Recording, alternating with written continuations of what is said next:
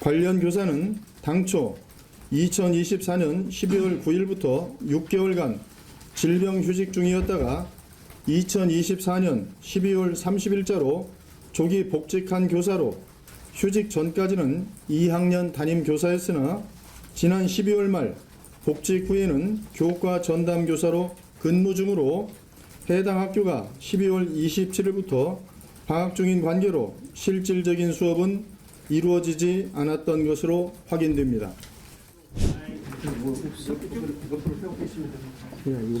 내가 없네?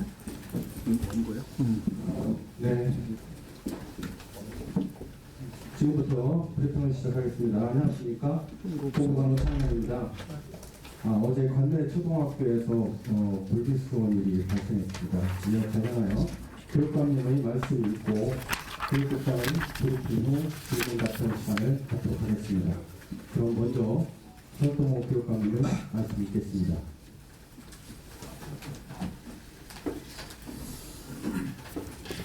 예. 먼저 어제 저희 대전 관내 초등학교에서 발생한 불의 사고로 숨진 학생의 명복을 빕니다. 또한 슬픔과 고통 속에 계실 유가족분들께 깊은 위로의 말씀을 드립니다. 우리 대전교육청은 경찰청과 협력하여 사고 원인을 면밀히 파악하고 앞으로 교육 현장에서 이러한 불의의 사고가 다시 생기지 않도록 유관기관 및 단체 등과 함께 대책을 만들어 실행토록 하겠습니다. 어제 사건과 관련한 자세한 사항은 저희 우리 최재모 교육국장님께서 설명드리도록 하겠습니다. 네.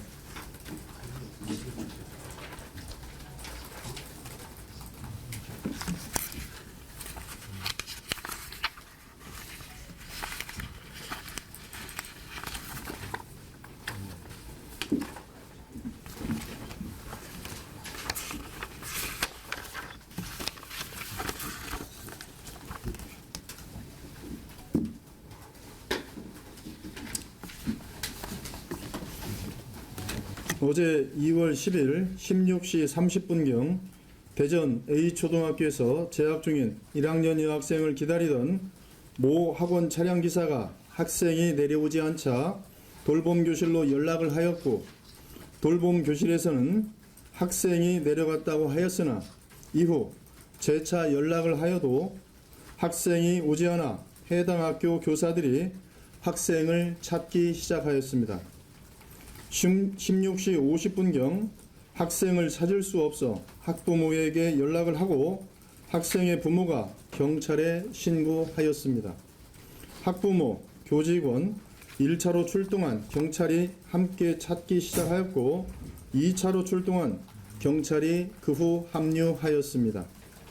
학부모는 출동한 경찰과 학생의 휴대폰을 위치 추적하여 그 위치를 시청각실로 파악하였고 시청각실 내 장비실에 학생과 교사가 쓰러져 있는 것을 학생의 할머니가 발견하였습니다. 이후 경찰이 잠겨진 문을 열고 들어갔습니다.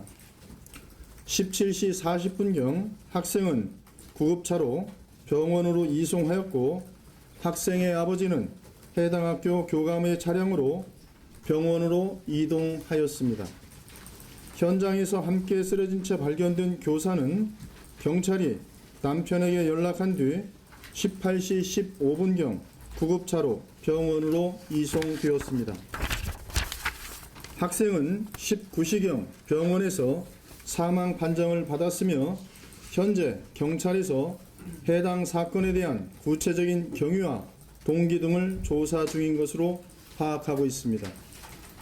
관련 교사는 당초 2024년 12월 9일부터 6개월간 질병휴직 중이었다가 2024년 12월 30일자로 조기 복직한 교사로 휴직 전까지는 2학년 담임 교사였으나 지난 12월 말 복직 후에는 교과 전담 교사로 근무 중으로 해당 학교가 12월 27일부터 방학 중인 관계로 실질적인 수업은 이루어지지 않았던 것으로 확인됩니다. 해당 학교는 2월 11일 휴업을 실시하고 이후 교육청에서는 학교와 협의하여 학사 일정을 조정할 예정이며 긴급 심리정서 치유를 지원할 수 있도록 하겠습니다. 교직원을 대상으로는 트라우마 위기 대처 긴급 상담을 에듀힐링 센터에서 지원할 예정이며 학생을 대상으로는 본청 및 교육지원청 위센터에서 심리 상담을 지원할 계획입니다. 또한 유족의 의견과 학교 구성원의 의견을 고려하여 학교 애도 교육을 시행하도록 하겠습니다. 또한 오늘부터 2월 14일까지 애도 기간으로 정하여 안타깝게 유명을 달리한 우리 학생에 대한 추모의 시간을 갖도록 하고자 합니다. 우리 교육청은 앞으로 이와 같은 가슴 아픈 일이 재발되지 않도록 교육부, 경찰, 유관기관 등과 협조하여 관련 원인을 면밀하게 살펴보고 재발 방지 대책을 철저히 마련하도록 하겠습니다. 이상으로 초등학교 학생 사망 사고에 대해 말씀드렸습니다. 네, 다음으로 질의답변 시간을 갖도록하겠습니다. 질의하실 기자님들은 손을 들어주시고 설명하시면 소속 언론사와 상황을 말씀해 주시기 바랍니다. 네, 질의드립니다. 투데이 김지현입니다. 해당 교사가 정신질환을 앓고 있었다는 얘기가 있는데 정확한 병명이 뭐였는지 좀 궁금하고요. 그리고 이제 그 조직의 교과전담 교사라고 말씀을 해주셨는데 그럼 사건 당일에 돌봄 결혼 업무를 맡고 있었는지 돌봄 관련 업무를 맡고 있었는지가 궁금합니다. 예, 지금 그 12월 9일부터 12월 29일까지 우울증으로 질병휴직 상태에 있었습니다. 그리고 이분이 이제 12월 30일 복직한 이후로는 교과 전담 교사로 근무하고 있었고 돌봄과는 전혀 관계가 없습니다. 네, 다음. 네. 산지일보 김지현 기자입니다. 대전에서부터 학부모가 가장 안전하다고 믿고 아이들 보낸 학교에서 이런 일이 발생한 것에 대해서 저도 기자이기 전에 대전 시민학 사람으로서 너무나도 유감입니다. 네, 교육감님과 관계자분들도 황망하고 경황이 없으시겠지만 질문 한 가지 드리도록 하겠습니다. 하나의 큰 사건이 발생하기 전에 이미 그럴 만한 원인들이 많이 존재한다는 말이 세상에 있습니다. 네, 당장은 사건의 수습과 유가족 관련 또 해당 학교 관련 여러 가지 해결해야 할 일들이 많이 있겠지만 무엇보다 중요한 것은 향후 이 같은 사건의 재발을 예방하기 위해서는 먼저는 교사 자격의 검증에 있어서 보다 엄격하고 철저한 검증이 필수적으로 요구된다고 보여지는데요. 이번 사건에 해당 교사가 우울증으로 휴직됐다가 복직되는 과정에서 얼마나 철저한 검증이 있었는지 궁금하고요. 또 앞으로 문제 있는 교사를 복직시키거나 신임 교사를 임용하는 과정에서 이러한 정신건강에 이르기까지 어떻게 대처하실 생각이시고 또 관련해서 어떤 계획이 있으신지 듣고 싶습니다. 이상입니다. 저희들이 방금 말씀드렸듯이 해당 교사가 질병휴직이 6개월간 예정돼 있었는데 그 20여일 만에 조기 복직하게 되어 있습니다. 저희들 그 휴복직 관련 업무 규정에 보면은 그 의사의 진단서를 첨부해서 교원이 복직을 신청하게 되면은 30일 이내에 저희들은 반드시 복직을 시키도록 이게 되어 있습니다. 정신과 전문의가 그 해당 교사가 일상생활을 할 정도로 회복되었다라는 진단서를 발급하였고 이를 첨부해서 우리 교육청에 복직을 신청하였습니다. 저희들은 그 전문가의 의견이 담긴 그 진단서를 토대로 해서 저희들은 복직을 시켰고요. 지금 저희들이 만약에 이런 그 질환에 대한 어떤 휴복직이 반복된다면 저희들이 질환교원심의위원이라든가 질병휴직심의위원회를 통해서 이 반복되는 그 사항에 대한 어떤 유심한 관찰이 좀 있을 수 있는데 이번 건 같은 경우는 교사가 단 1회에 한해서 휴직을 상태였기 때문에 저희들이 질병휴직심의위원회를 개최할 해당 사유는 없었습니다. 이 점 말씀드렸고요. 그 다음에 교원 양성 과정이라든가 임용 과정에서 어떤 정신질환에 대한 부분을 어떻게 할지는 저희 교육청만의 어떤 문제가 아니라 17개 시도 공통의 문제라고 생각이 됩니다. 오늘 그 아침에도 이제 부총리께서도 본청을 방문하셨고 이와 관련된 여러 가지 상황 파악하시고 대책에 대해서 말씀을 주신 바가 있습니다. 그리고 17개 시도가 방금 주신 그 질문에 대해서는 같이 머리를 맞대고 한번 대책을 마련하도록 이렇게 노력하겠습니다. 근데 죄송하지만은 한 가지 의문이 드는 것은 어떻게 6개월 예정이었는데 20여일 만에 그게 조기 복직이 됐다면은 그 과정에서 조금 더 검증을 할 수 있는 어떤 그런 그 조치가 있을 수 없는가 그 부분이 좀 많이 염려스럽습니다. 예, 방금 말씀드렸듯이 질병휴직은 청원휴직입니다.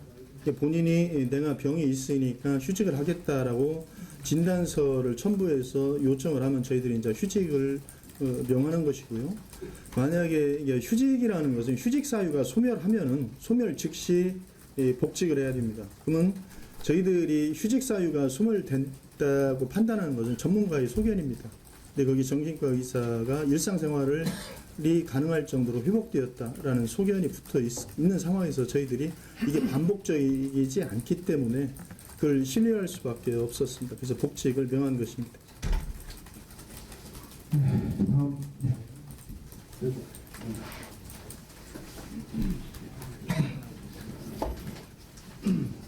동아일보 이동입니다.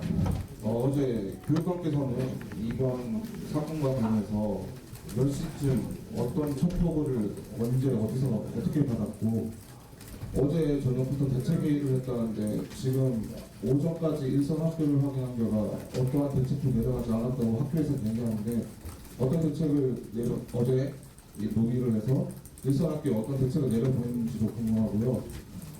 사건 당일날 가해 교사에 대한 그 교육청 감사를 했다는 얘기가 있는데 해당 교사에 대한 감사가 어떤 명목으로 이루어졌고 어떤 내용으로 진행했는지 이 부분도 확인 좀 부탁드리겠습니다.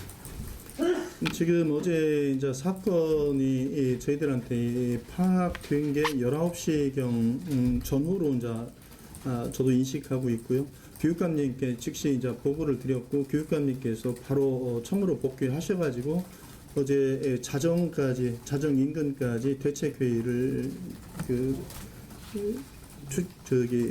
소집하셨습니다. 그리고 지금 저희들이 이 사안에 대한 대책은 앞으로 이제 경찰에서 조사 중에 있기 때문에 지금 저희들이 여러 가지 추정만 할 수 있을 뿐이지 이게 제3자가 개입된 것인지 뭐 여러 가지 것들에 대해 경찰로부터 어떤 그 이야기도 듣지 못하고 있습니다. 이 사건이 발생했다고 해서 바로 그 다음날 대책이 나간다는 건 어떤 졸속인 것 같고요. 저희들이 경찰의 수사 결과를 지켜보고 거기에서 나오는 우리 내부의 어떤 구조적인 문제가 있다면 거기에 대한 어떤 대책을 수립할 수 있도록 그렇게 하겠습니다. 그리고 가해교사에 대한 감사 이야기는 감사는 아니고요. 12월 6일 날 해당 학교에서 작은 소동이 있었고 그래서 교육지원청에서 해당 학교에 현장에 나가서 상황을 파악하고 이 교사에 대해서 좀 관찰할 필요가 있다라는 걸 학교 관리자에게 전달한 이런 수준이었지 뭐 감사 이런 상황은 아니었습니다. 12월 6일이라고 하셨나요? 2월 6일입니다. 정정하겠습니다. 예. 그 서부교육지원청에서 해당 학교의 자격증이 판정된 시점이 언제지요? 2월 방금 말씀드린 것처럼 2월 6일입니다. 2월 6일이요. 예. 그러면 그때 당사자 조사를 했나요? 당사자 조사를 했나요?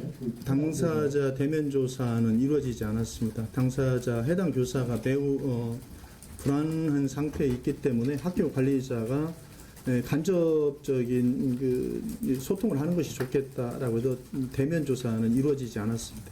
그 장학진의 의견은 뭐였냐면 이 교사가 아이들과 좀 분리 조치가 필요하다든지 그런 의견을 제시를 했다는 얘기도 있던데.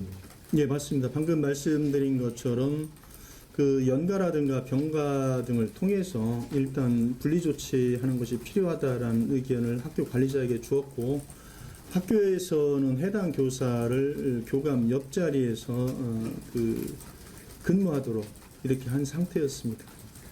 평소에 이 해당 교사가 정신적으로 불안한 정황을 보이는 어떤 동료 교사 간의 몸싸움이나 아니면 혼자 하는 이상 행동 행태는 어떤 행태가 보고가 됐었나요? 2월 6일 이전에는 그 특이점이 없는 것으로 보고받았습니다.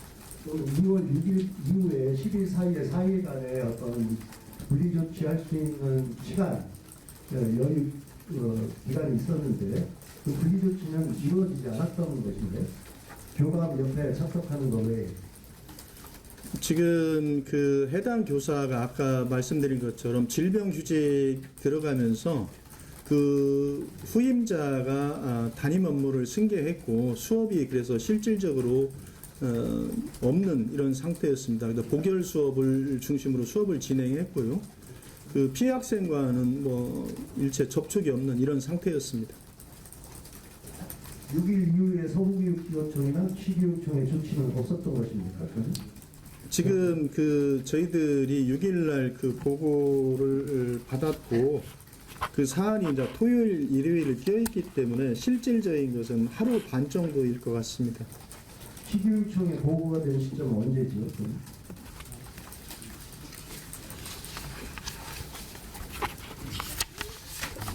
그럼 나중에 한번 자료를 확인해 보도록 하겠습니다. 예. 자료를 분석해 네. 2월 7일로 파악됩니다. 강양님 이동섭입니다. 일단 그 확인 차원에서요. 학교는 지금 계약 중인 상태인 거잖아요. 수업 진행 중. 오늘은 그러니까 휴업이었습니다. 어제는 계약 중인 상태였습니다. 예. 그 사건 발생 당시에 학교에 남아 있는 아이들이 몇 명 정도 있었는지 교직원들은 또 어느 정도 있었는지 확인돼요.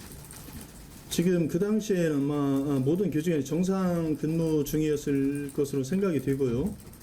그 다음에 학생들은 이제 돌봄 교실에 있다가 이제 학생들이 이제 일시에 이제 귀가하는 것이 아니기 때문에 순차적으로 귀가하는 이런 상태였습니다. 그러니까 이제 그다음 정확하게 파악이 안 돼요. 학교에 있던 아이들이 몇 명이나. 예, 그건 아직 파악하고 있지 않습니다. 예. 네.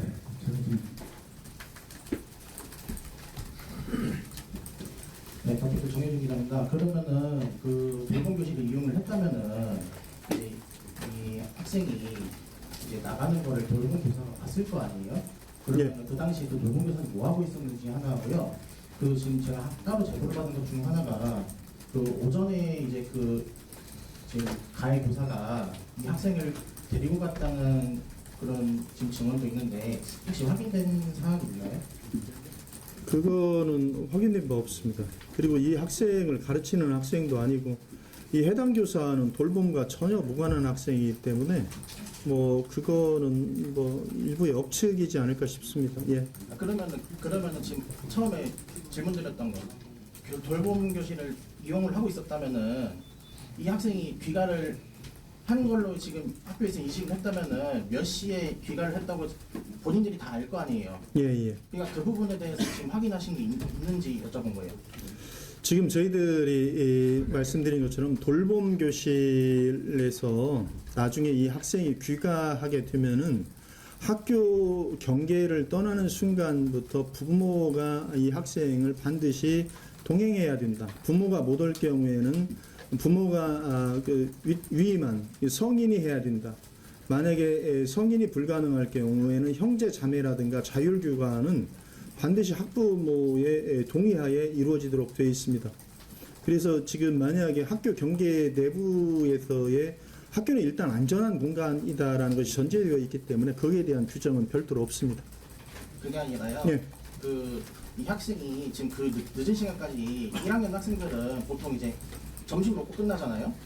그러면은 그 4시간이라는 시간 동안에 뭘 하고 있었는지를 그걸 말씀을 해주셔야 되고, 돌봄 교실을 이용했다면 그 돌봄 교실의 그 선생님이 이 학생이 몇 시에 나갔는지 그 정도는 파악을 하고 있어야 되는 거 아니냐고 지금 잘 질문을 아니 그러니까 하는 얘기를 하시는 지금 거예요. 방금 말씀드린 것처럼 16시 30분까지는 교실에 있었습니다. 그리고 지금 돌봄교사가 확인했던 거예요. 그러면은 그거를? 그러고 지금 학원 차량 기사하고 통화한 것이 16시 30분이니까 그때까지는 이 학생이 있었고 지금 내려간다라는 그 사인을 학원 차량 기사한테 주었죠. 그럼 그 짧은 시간 동안에 이 일이 일어났다는 얘기인가요? 맞습니다. 예.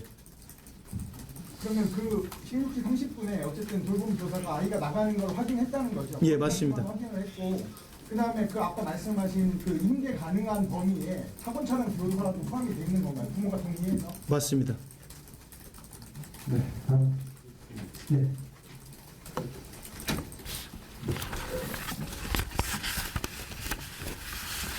연합수 이우진입니다.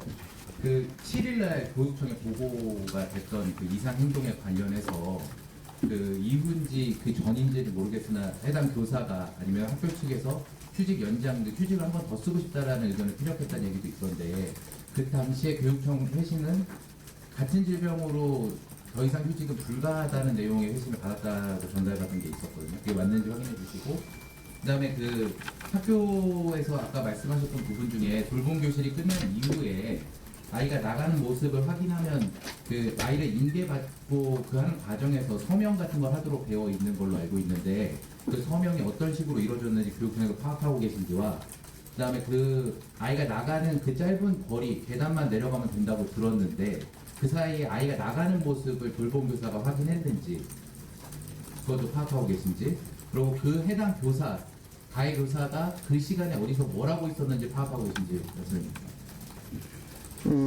지금 저도 이제 여러 언론 보도에서 그 내용을 파악했는데 저희들이 2월 6일 날 그 학교에서 조그만 소동이 있었을 때 이 학생을 연가라든가 병가라든가 아니면 다른 어떤 교사요. 분리 조치가 필요하다라는 말씀을 드렸고, 저희들이 휴직 2번 다시 못한다라는 이런 회신했다는 것은 전혀 낭설입니다. 그런 사실이 없고요.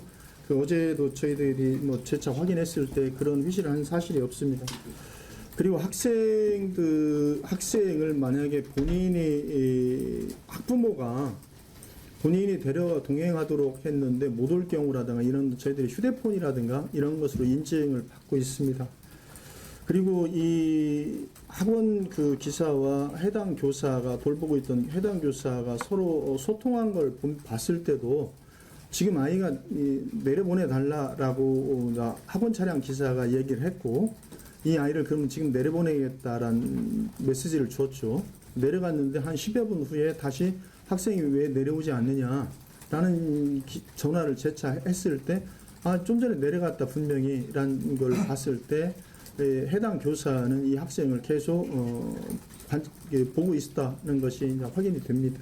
그 말씀이 좀 어폐가 있는 게, 해당 교사가 계속 보고 있었으면 그 10분 사이에 아이가 없어진 건데 보고 있었던 건 아니지 않나요? 그러면? 아니 1차 전화를 줬을 때 이 아이를 내보냈고 이 아이가 내려간 거죠. 계단을 통해서요. 그러니까 내려간 걸 확인하셨다는 그렇죠. 예. 내려간 걸 확인했다고 돌봄 교사가 정확히 얘기했나요? 아니 그거는 시청각실은 2층에 있는데 어떻게 내려갔어요? 다시 말씀 주시죠. 시청각실이 학교 2층에 있잖아요. 예. 돌봄 교실도 2층에 있었고 계단을 내려갔다고 어떻게 파악하셨다는 거예요?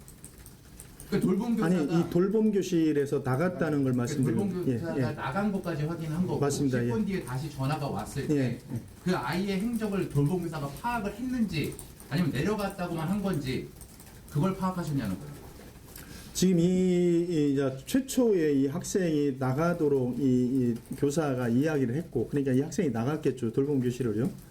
그리고 난 다음에 나갔는데도 불구하고 10여 분 후에 다시 전화가 오니까 이 교사가 그때부터 뭔가 이상하다라고 가정에 연락을 취하고 이제 찾기 시작한 거죠.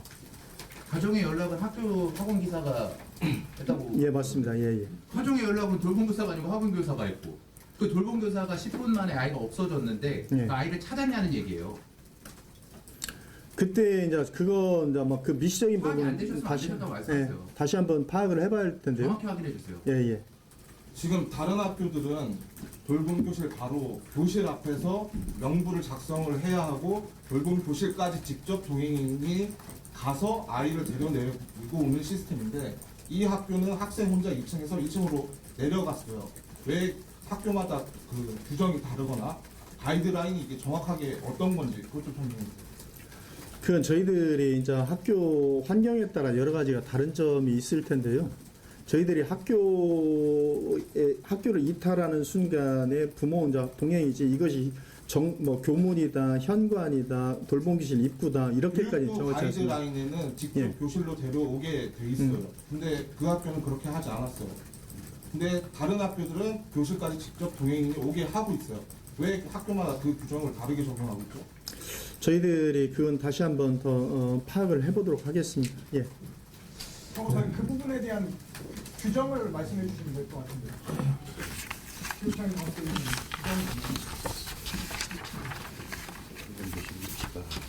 네. 외부랑 이어진 것도 있고 네. 내부에 입시한 것도 있어서 그렇죠. 네. 이제 돌봄교실의 위치에 따라서 다를 텐데요. 그 돌봄교실 학생 귀가 방법에 보면 그 세 가지가 있습니다. 학부모 동행 귀가를 원칙으로 하되 학부모가 동행하여 귀가할 수 없는 경우 학부모가 지정한 대리자와 동행 귀가 이런 규정이 있고요. 개인 사정으로 인하여 보호자 동행 귀가가 불가능한 학생은 부모의 요청이 있을 시 서약서에 부모의 서명을 받은 후 자율귀가 및 형제자매 동행 귀가를 허가. 그다음 동행 귀가자의 부득이한 사정으로 하루만 자율귀가를 요청할 경우 학부모로부터 안전귀가 서약 문자를 받은 후 자율귀가 허가. 이렇게 세 가지가 돌봄교실 학생 귀가 방법으로 나타나 있고요. 저희들이 지금 이제 학교마다 돌봄교실의 위치 때문에 조금씩 운영을 달리하는 이런 경우도 있는 것으로 파악하고 있습니다. 그러니까 그 동행 지점에 대해서 예를 들어서 아이를 데려가는 지점에 대해서 명확한 규정이 없다는 거죠. 학교에서 자율적으로 판단하게 돼 있다는 얘기신 거죠. 네, 그렇습니다. 이번 사건이 발생한 학교 같은 경우는 그 학원 기사가 아이를 직접 데리러 온 게 아니라 학원 차에서 기다리면서 아이가 내려오기를 기다리는데 직접적으로 접점을 가지고서는 동행을 하지는 않았다는 거 아니에요? 지금 현관에서 인터폰을 통해서 돌봄교실과 연락을 하고 그 다음에 그걸 통해서 이 교사와 이 학원 차량 기사가 서로 소통한 것으로 이렇게 파악하고 있습니다. 전화가 아니고 인터폰인 건가요? 예, 예. 현관에는 인터폰. 예, 예. 서울신문 남인구 기자입니다. 그 2월 6일 작은 소동이 있었다는데 그 소동이 어떤 걸 구체적으로 설명해 주시겠어요? 지금 이 전날 그 업무 포탈에 컴퓨터가 빠르게 접속이 안 된다라는 이유로 이제 컴퓨터를 일부 파손한 이런 사태가 있었고, 그 다음에 2월 6일 날 동료 교사 중에 한 명이 그 퇴근하다가 보니까 이 불 꺼진 교실에 이 해당 교사가 혼자 서성이고 있으니까 그 교실 문을 열고 어제 함께 퇴근하겠느냐 아니면 뭐 말씀 좀 이야기 좀 나눌까요? 이런 대화를 시도했는데 그 해당 교사가 어떤 폭력적인 방법으로 뭐 헤드락을 걸거나 뭐 하는 뭐 이런 행위 아니면 손목을 강하게 부여잡는 이런 행동들이 있어서 동료 교사가 매우 놀란 이런 사건이 있었습니다. 그래서 뭐 그것 때문에 이 해당 교사에 대한 어떤 두려움을 갖고 있어서 교감선생님이 이걸 인지하고 이번 사건에 해당 교사에게 주의도 주고 사과하도록 한 이런 조치, 그다음에 지원청에서도 현장에 나가서 여러 가지 상황을 파악하고 이 교사에 대한 어떤 조치 등을 관리자에게 뭐 당부한 이런 일이 있습니다. 지원청에서 나간 건 6일날 당일이라는 말씀이시죠? 예, 그렇게 파악하고 있습니다. 7일, 8일 출근. 월요일날 오전에 나왔습니다. 어제 오전에. 어제 7일 아니 10일 10일 오전이라는 얘기가 있습니다. 10일 그래서 오전으로 정정하겠습니다. 정확하게 말씀해 주세요. 아까는 6일이라고 말씀하셨어요. 10일 오전으로 그러면 정정하겠습니다. 그 사건 당일 오전이잖아요. 예, 예. 그몇 분이 나가셨는지 좀 말씀해 주세요. 지금 거기에 2명의 장학사가 나간 것으로 파악됩니다. 네, 또 다른 혹시 교장님, 그러면은 그 가해 교사가 컴퓨터를 박소장님 시켰다는 말씀이시죠? 예, 예. 네.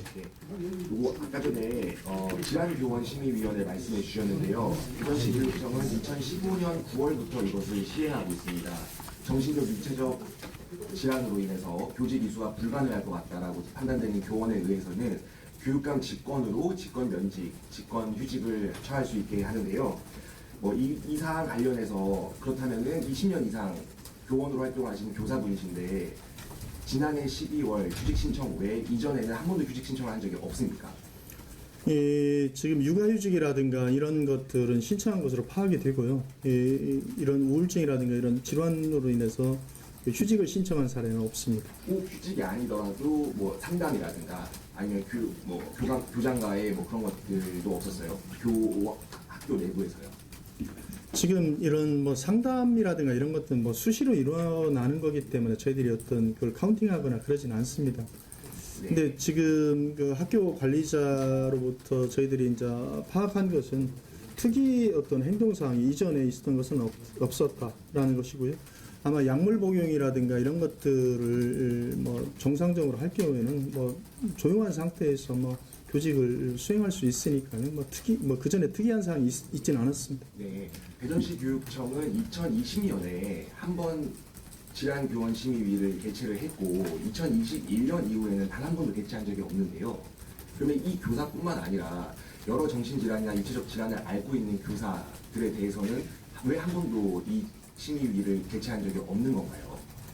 지금 저희들이 질환교원심의위원회를 개최하는 거는 저희들이 감사라든가 아니면 민원이라든가 이게 본인이 정작 본인의 질환에 대해서 질병휴직을 신청해야 함에도 불구하고 질병휴직을 청원하지 않고 근데 저희들이 반복적으로 어떤 민원을 산다든가 아니면 저희들이 감사를 해보니까 정상적인 어떤 상식적인 사람이라면 하지 않은 어떤 행태를 보인다든가 이런 사례에 대해서 저희들이 질환교원심의위원회 회부해서 정상적인 교직을 수행할 수 있는가를 판단해서 직권 면직을 시키거나 직권 휴직을 시키는 겁니다. 근데 이것처럼 만약 한 번 내가 우울증이 있어서 병원에 갔는데 휴직을 했는데 질환교원심의위원회 매번 회부해서 그걸 다툰다면은 이 인권침해에 소지됐고 여러 가지 어려움이 좀 있습니다. 그래서 저희들이 이런 질병휴직이 반복될 경우 아니면 민원이나 방금 말씀드린 이런 사태에 대해서 감사 같은 데에 대해서 저희들이 한번 판단해 볼 필요가 있을 때 여는 것입니다. 네. 이게 지금 중등교육과에는 질환교원심의위원회 업무 담당자가 배속이 되어 있는데 유초등교육과 이번에 사고가 난 유초등교육과에는 업무 담당자가 없더라고요. 이건 왜 그런 거예요? 저희들이 인사 관련해서는 중등교육과에서 소관 양쪽 과에서 두 개를 운영하는 것보다는 한쪽에서 통합해서 운영하는 것이 더 효율적이다 싶어서 중등교육과에 설치해서 운영하고 있습니다. 초등사항 같은 거는 간사를 초등에서. 네, 저 뒤에 친해진 아까 학원 선생님이 그러니까 학원 차량 기사가 10분을 기다렸는데도 아이가 안 오니까 돌봄교사한테 아이가 안 온다 이렇게 연락을 했다는 거잖아요. 예. 4시 30분쯤 내려갔다고 했는데 아이가 발견된 시간이 5시가 훌쩍 넘어서라고 알고 있거든요. 근데 학교에서는 그러면 그 10분 뒤에 아이가 사라진 거를 인지하게 됐거든요. 저거 돌봄교사는. 근데 이제 사라진 시점부터 경색 출동하기 전 사이라도 학교에서 아이를 찾기 위한 노력이 있었어야 될 것 같은데 좀 아니라고 이렇게 왜냐면 같은 2층 시청각실에서 발견이 됐거든요. 바로 아마 옆이라고 저도 보이는데 그 사이에 학교가 뭘 했나요? 아이가 왜 이렇게 늦게 발견이 됐는지 좀 이해가 안 되는 부분이 있어서 아이 사인이 무엇인지 아직 밝혀지진 않았지만 사실 좀 일찍 발견이 됐다면 어땠을까 좀 안타까운 마음이 있거든요. 지금 저희들이 이제 시청각실도 이제 그 안에서도 어떤 장비를 넣어놓는 그 조그만 어떤 공간에 있었기 때문에 이 학생이 지금 귀가도 하지 않았고 이 학생이 학원 차에도 타지 않았다는 것을 확인한 순간부터 교직원들하고 다 학교 교내를 샅샅이 수색을 했는데 발견을 못했습니다. 그것이 아마 시청각실 내부에 어떤 조그만 어떤 장비실에 있었기 때문에 그런 것으로 이렇게 파악이 됩니다. 뒤졌지만 거기까지는 예, 그렇습니다. 그 말씀 여기 보면 시청각실로 수재가 파악됐다라고 되어 있는데 그 말씀이 말이 맞는 건가요?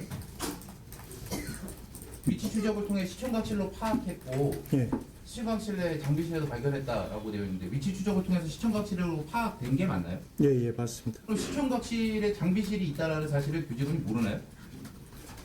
뭐 그게 그거라기보다는 학생이 거기에 가 있을 개연성을 낮게 본 것 같습니다. 예. 유족들 말씀으로는 예. 시청각실에서 처음 발견한 게 할머니라고 하셨는데 예. 그럼 지금 교육청 분생과 얘기가 달라지는 거 아닙니까? 지금 그 위치 추적을 통해서 하는 건 정밀하게 막 그 정도까지는 아닌 것으로 봤고요. 시청각실이라고 네. 쓰지 마셔야 돼요. 그러니까 교육청에서 시청각실이라는 거 알고 있는데 애를 못 찾은 건지 시청각실을 끝까지 안 뒤진 건지 그 아까 처음에 브리핑하실 때 시청각실 문을 경찰이 땄다 그러는데 그럼 누가 뒤졌다는 거예요 시청각실을? 시청각실 장비실이 아마 식견되어 있는 것으로 그럼 그 사람은 파악되고요. 어디 뭐 예. 그 아이와 교사는 어떻게 들어갔습니까? 뭐 미신 살인도 아니고. 근데 그거를 아마 내부에서 잠금 장치가 돼 있지 않나 싶습니다. 예. 그럼 시청각실로 파악을 했다라는 게 몇 시인지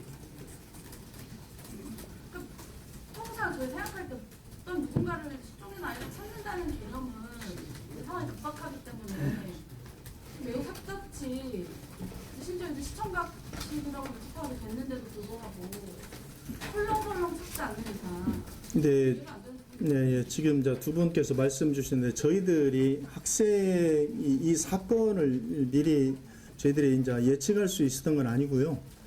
일상적으로 봤을 때 이 학생이 아마 이 교내의 어떤 운동장이라든가 다른 곳 아니면은 이 학교 주변이라든가 뭐 이런 쪽에 있을 수도 있다라는 생각을 많이 했지.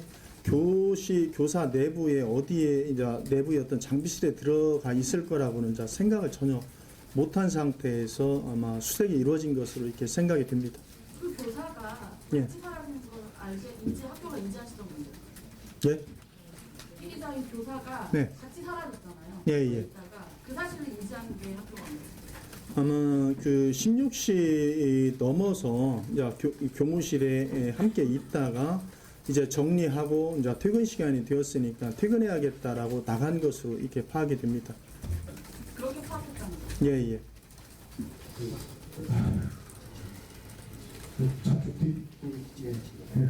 교사가 왜 한 달 만에復직을 왜 빠르게 한 건지 그 사유가 좀 있을까요? 가해교사. 지금 저희들이 이제 그것까지는 명확하게 지금 파악하지 못하고 있고요. 아까 말씀드린 것처럼 질병휴직이라는 것은 이제 청원에 의해서 청원 휴직이고 그다음에 휴직 사유가 소멸되는 순간 바로 이제 복직 신청을 해야 되고 복직을 해야 됩니다. 근데 복직할 때 이렇게 뭐 상담을 하셨다든지 뭐 교감 선생님 대화를 나눴다든지 이런 건 있을 거 아닙니까? 이제 그런 건 이제 기본적으로 있고요. 서류 제출 과정에서 저희들이 어떤 내용이었는지가 좀 궁금해서요. 그런 교감이랑 뭐 어떤 대화를 하셨고 왜 복직을 일찍 했는지에 대해서 아무것도 그럼 모르시는 건가요? 지금 아까 말씀드린 것처럼 본인이 나는 휴직 사유가 소멸됐다라고 주장을 하면 그건 저희들이 전문가인 정신과 의사의 판정 소견서를 보고 저희들이 이제 복직을 명하는 거기 때문에 그 부분에 대해서는 저희들이 한번 더 교감 관리자와 어떤 대화가 오가는지를 파악해 보도록 이렇게 하겠습니다. 지금 좀 전에 말씀하신 거는 그럼 정신과약을 복용하지 않고 있다라는 걸 주장을 했던 건가요? 아니면 어떤 지금 현재 본인의 상태를 지금 얘기를 했기 때문에 이거를 복직을 허가했다는 걸로 좀 이해가 될지. 왜냐면 약을 안 먹는다고 해야지만 일자선 복직이 될 것 같거든요. 이렇게 조기 복직을 한다라고 하면 그런 부분도 그 진단서에 명시가 돼 있었는지 이분이 약을 안 먹고도 정상 활동이 가능하다라는 의견까지 있었는지가 좀 확인 좀 해주실까요? 지금 약을 먹고 안 먹고의 전제 조건은 뭐 있지 않은 것으로 저희들이 알고 있고 일상생활이 충분히 가능하다라는 어떤 전문가의 판단이 있었습니다. 명시되어 있었습니다. 예. 이게 본인 휴직 당시에는 본인의 자율적인 의사인 건가요? 아니면 혹시 학교에서 어떤 권고나 이런 게 있었던 건가요? 휴직 당시. 이게 본인이 그 정신과 어떤 진단서를 첨부해서 제출한 것입니다. 예. 정신과 진단명은 뭐였고 그리고 그 신청을 낸 시점은 언젠가요? 12월부터 시작을 했는데 그러면 11월 달쯤에 내신 건가요? 저희들이 통상 질병휴직 같은 경우 30일 전에 이제 제청을 하라고 했기 때문에 저희들이 아마 정확하게 그 제출 날짜 같은 거 파악은 해봐야 되겠지만 휴직 당일로부터 최소 한 달 전쯤에 제출된 것으로 이렇게 추정이 되고요. 그 다음에 거기에는 저희들이 이게 질병휴직이 뭐 3개월이 될지 5개월이 될지 6개월이 될지는 정확하게 모르잖아요. 그러면 전문가인 의사들이 명시하는 게 있습니다. 6개월이 필요하다면 6개월을 해주고 3개월이 필요하다면 3개월을 합니다.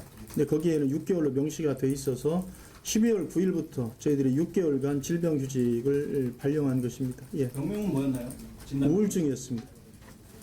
혹시 이런 질병으로 휴직을 한 이후에 아까 병가나 연가를 권고를 소송이 있은 다음에 병가나 연가를 권고를 하셨다고 했는데 동일한 질병으로 재휴직도 가능한 건지 규정상에 가능한 건지 하나 하고요. 아까 그 시청각실에 두 명이 갇혀 있는 거를 학교 측에서 경찰서에 신고했다라는 내용들이 여기 계류에 빠져 있는데 그런 내용들이 좀 있어서요. 그것 좀 확인해 주셨습니다. 지금 저희들이 이 질병휴직을 악용할 경우에 교사의 신분을 유지하면서 정작 학생 가르치는 교육활동에는 나서지 않는 경우가 있습니다.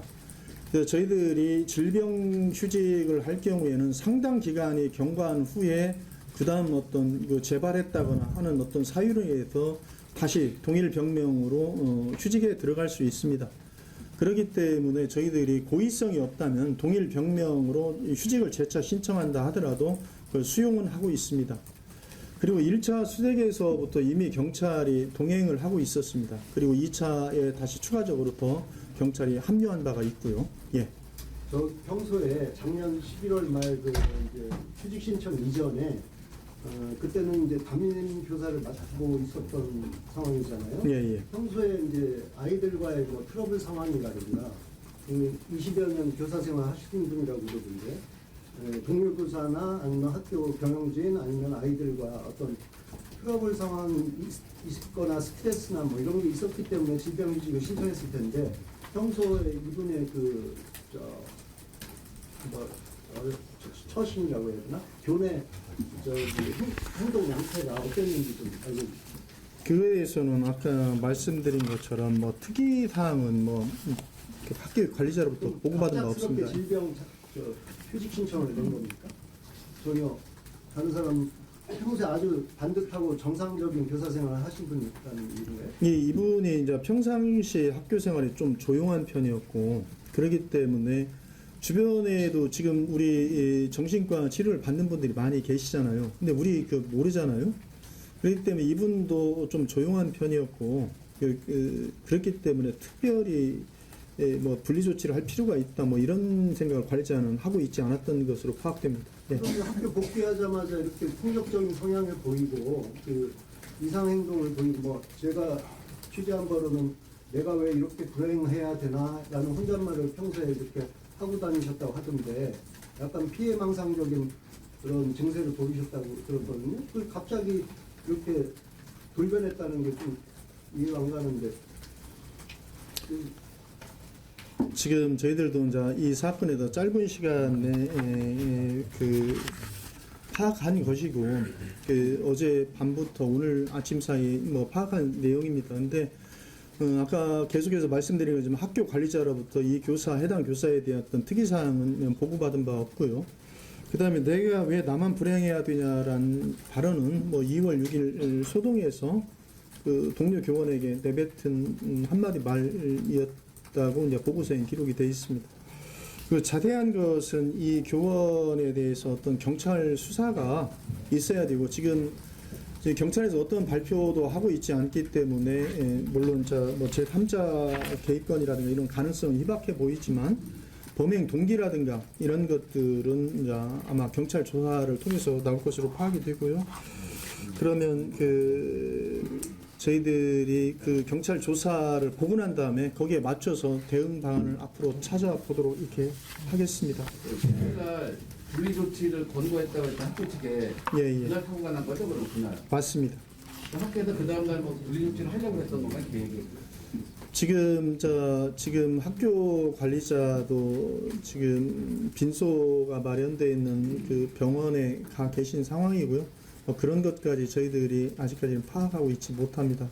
추후에 좀 안정이 되면은 여러 가지 사항들을 좀 더 구체적으로 파악해서 재발 방지 대책을 수립하도록 이렇게 하겠습니다. 지금 위치 추적 결과가 시청각실처럼 아주 세부적이진 않았다라고 말씀을 주셨는데 아까 질의응답 과정에서 예. 근데 그러면 어느 정도 선까지로 인지를 하시고 찾게 된 걸까요? 아까 제가 시청각실로 말씀드렸는데 정정하겠습니다. 지금 저희들이 아마 시청각실에서 발견되었기 때문에 저희들이 이제 그걸 거기에 끌려서 시청각실이라는 단어를 쓴 것 같고요. 지금 위치 추적 결과는 학교로 시청각실을 학교로 정정해서 말씀드리겠습니다.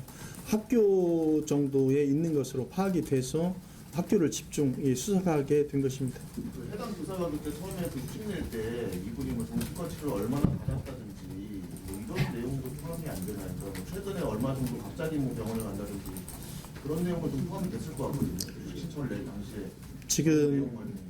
지금 우리 한국 사회에서 정신과 치료에 대해서 약간 그 부정적인 인식이 있기 때문에 더군다나 개인의 어떤 신상을 갖다 나 정신과 치료 받고 있어라고 공개하지 않는 어떤 이런 게 있잖아요. 그래서 아마 학교 관리자하고의 상담은 좀 있었을 것으로 추정이 되고요. 아까 계속해서 말씀드리지만 그 저희들이 질병 휴직을 할 때 자의적으로 이 사람 뭐 6개월 줘야겠다, 시켜야겠다, 시키지 말아야겠다 이건 어렵고요. 아무래도 정신의학이 과학적인 어떤 대접을 받고 있잖아요. 그 부분이 그러니까 뭐 언제부터 이분이 상담을 시작을 했다든지 학교에서 지금 뭐 이런 문제가 있었다라고 상담 시작 시점이 있었을 거 아니에요. 그럼 그런 부분이 있었고 이분이 정신과를 가서 이제 그런 6개월 정도 휴직이 필요하다는 안을 다룰 때까지 과정이 얼마나 걸렸냐는 거죠. 그러니까 단순히 12월 말에 그냥 휴직을 신청을 한 건지 아니면 그 전에 언젠가부터 이제 학교에서 이분이 그래도 좀 정신적으로 힘들다라든지 이런 부분을 호소했기 때문에 뭐 또 상담이라든지 언제부터 이루어졌는지 그걸 여쭤보는 거거든요. 지금 이 관리자에게 그걸 적절히 지금 파악을 하고 있지 못합니다. 어제 사안이 발생하고 난 다음에 지금 이 학교 관리자도 이 학생과 대학병원으로 이동해 있는 상태이고 그렇기 때문에 저희들이 이제 그것까지 명확하게 지금 조사하지는 못하고 있습니다. 예. 마무리를 좀 해야 할 것 같은데.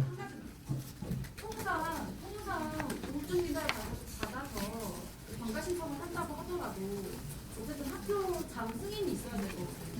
그렇다면 내가 이렇게 힘들다라는 면담이라든지 그런 거에 대한 기록이 있을 것 같거든요. 근데 그런 것들은 아직 확인이 안 된 것 같은데 추후 확인이 되면 좀 해야 되지 않겠습니까? 네, 다시 한번 말씀드리겠습니다. 같은 질문이 여러 번 나오는 것 같은데요.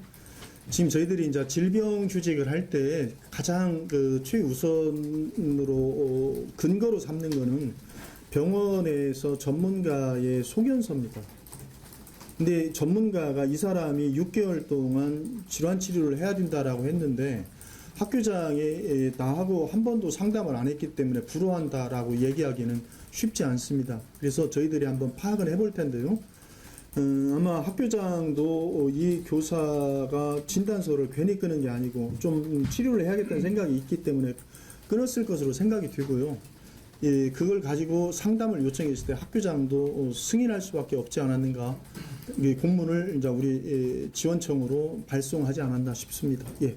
우울증 외에 구체적인 진단명은 주요 우울장애라든지 기본 저하증이라든지 뭐 그런 거는 없는 것으로 파악했습니다. 네, 이제 한 가지만 더 여쭤볼게요. 시청각실이 평소에는 잠겨 있다고 얘기를 들어서 뭐 유가족들이 그 교사들이 그 부분을 뒤지지 않았다 뭐 이런 주장을 하시더라고요.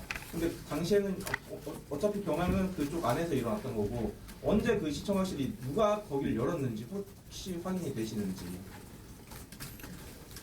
지금 저희들이 파악할 때는 그 경찰이 시건 장치를 풀었다. 아니요. 라는 진술이 있고요. 그거는 안쪽에 창고를 맞습니다. 말씀하시는 거고 시청각실 자체가 원래 평소에는 잠겨 있다고 얘기를 하시거든요. 그 문은 누군가를 열었을 거 아니에요. 혹시 그 파악이 되시는지. 그건 지금 파악하지 못하고 있고 다시 한번 파악하도록 해보겠습니다. 교사 사망 사고 이후로 네. 또 우울증 교사 사건인데요. 네. 가해자와 피해자가 바뀐 상황이고요. 네. 교육청에서 우울증 질환을 앓고 있는 교사나 이런 사람들에 대한 대응 매뉴얼이 바뀐 게 있습니까? 지금 아까 말씀드렸듯이 이 문제는 우리 대전교육청만의 문제가 아니라 17개 시도 공통의 어떤 문제인 걸로 보이고요. 지금 어제 교육부와의 통화라든가 오늘 부총리님 방문 시에도 아무튼 그런 이야기가 오갔고요. 17개 시도가 앞으로 어떤 이번 사건을 계기로 해서 어떻게 대처해 나갈지는 앞으로 더 연구하고 대책을 마련해 보도록 하겠습니다. 예. 매뉴얼 없다는 이야기시죠? 아까 말씀드렸지만 저희들이 질병규직위원회라든가 질환교원심의위원회 등이 있는데요. 이것을 과도하게 작동시킬 경우에는 뭐 각종 어떤 침해의 소지가 있습니다. 그래서 그거에 대한 어떤 새로운 가이드라인 마련이 될지 아니면 새로운 어떤 대책을 만들지는 교육부와 17개 시도가 함께 머리를 맞대고 찾아봐야 할 것으로 생각이 됩니다. 지금 그 매뉴얼에 반드시 존재해야 되는 어떤 그런 거라면은 질환교원 심의위원회든가 질병규직위원회가 되겠죠. 예. 지금 피해자 가해자는 무슨 관계인가요? 지금 다시 한번 말씀드릴게요. 이게 경찰 조사가 나와야 되기 때문에 저희들이 지금 예단에서 지금 얘기하는 것은 어려울 것 같습니다. 그러니까 예단은 아닌데 예. 수직은 보통 예. 병가부터 쓰고 아니면은 뭐 연차를 소진하고 그런 휴직을 쓰기 전에 절차들이 있잖아요. 순서가. 근데 이분 같은 경우는 그냥 바로 막바로 휴직으로 들어간 건가요? 그렇지 않고요. 이분이 병가를 꽤 많이 썼습니다. 그리고 저희들이 휴직을 할 때 연가나 병가를 다 써야 되는가 그런 건 없습니다. 연병가 쓰지 않고 바로 휴직에 들어가도 관계없고요. 근데 여러 가지 사유로 인해서 당해년도에 휴직 기간 가지고는 도저히 치료가 안 될 경우에 연가라든가 병가를 쓰는 경우는 있습니다. 근데 휴직의 전제 조건이 연가나 병가인 건 아닙니다. 그럼 예. 이분이 병가를 이미 꽤 썼었다라는 예, 맞습니다. 예. 혹시 학부형과 트러블이 학부모가 이분 해당 교사에 대해서 민원을 제기하고 아이 문제로 그런 뭐 스트레스를 받았을 경험 같은 건 없나요? 지금 그런 부분이 경찰 조사를 통해서 이제 밝혀져야 할 것 같고요. 저희들도 어제 오후에 이게 발생한 사건이잖아요. 그렇기 때문에 이 전에 이 교사와 학부모가 어떤 관계에 있는지 이런 것들은 전혀 지금 조사할 수 없는 상황입니다. 그리고 10일 오전에 그 장학사분들이 가셔가지고 확인을 하시고 그 이상행동에 대해서 6일날 발생했던 이상행동에 대해서 확인을 하시고 그 다음에 이제 분리조치 공고를 하셨는데 그렇다면은 이때 당시에는 질환교원 심의위원회를 열어야겠다 혹은 검토해봐야겠다라는 대책은 없었나요? 지금 저희들이 그렇지만 그 일회적 사건에서 저희들이 질환교원 심의위원회나 질병휴직위원회 같은 것들은 반복적일 때 이런 것들을 교직 수행이 가능한가를 판단하기 위해서 여는 것이지 뭐 일회적인 사건에 대해서 여는 것은 아닙니다. 지금요 기자님들 질의하시는 내용이 굉장히 디테일한 부분이라 저희가 지금 파악하고 있는 건 사실 어제 저녁 때부터 파악한 사항이기 때문에 더 이상 지금부터는 사실 수사라든가 내용을 좀 더 파악한 상황이기 때문에 이제 그만 질문을 받겠습니다. 반복적으로 다시 말씀드린 거긴 한데 일반적으로 통상 학교에서 교사들이 연가를 쓰는 것도 사실 힘들거든요. 이 교육과정과 연계되어 있기 때문에 통상 그렇게 쓰지 않아요. 근데 이 선생님이 병가를 갖게 쓰셨던 이력이 있다면 분명히 학교장이든 교감이든 그 상황에 대해서 도출이 됐든 뭐가 됐든 파악을 하셨어야 되거든요. 그래서 아마 휴직까지 이어지지 있을 거라는 게 합리적인 생각인데 그 부분에는 분명하게 교육청에서 파악을 하셔서 빠른 시간에 파악을 하셔서 네, 그 부분은 저희가 또 확인해서 하겠습니다. 오늘 좀 너무 장시간에 교육국장님이 계속 짧은 정보를 갖고 이렇게 또 하다 보니까 굉장히 오래 걸렸습니다. 네, 이상으로 브리핑 마치겠습니다. 감사합니다. 예.